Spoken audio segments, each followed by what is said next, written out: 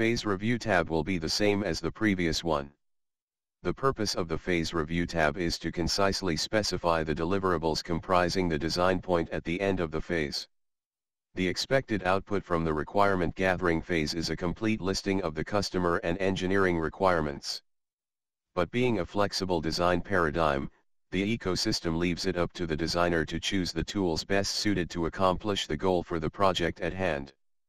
The user can either specify the location or import images into the location column. The completed column for the default deliverables is auto-populated, in accordance with the content provided.